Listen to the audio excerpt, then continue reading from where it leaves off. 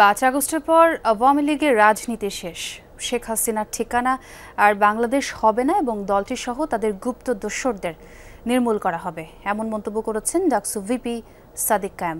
সকালে ঢাকা বিশ্ববিদ্যালয়ে run for July কর্মসূচিতে তিনি বলেন, গত রাতে ক্যাম্পাসের বিভিন্ন পয়েন্টে তল্লাশি চালানোর পর আওয়ামী লীগ বা ছাত্রলীগের কাউকে পাওয়া যায়নি। সাদিক কায়েম আরও বলেন, রান ফর জুলাইয়ের লক্ষ্য জুলাইয়ের চেতনাকে ঐক্যবদ্ধ করা। সবাই ঐক্যবদ্ধ থেকে স্বৈরাচারকে প্রতিহত করলেও এখন অনেক বিভক্তি তৈরি হয়েছে বলেও মন্তব্য করেন তিনি। তাই সবাইকে আবারও ঐক্যবদ্ধ হওয়ার আহ্বান জানান সাদিক কায়েম।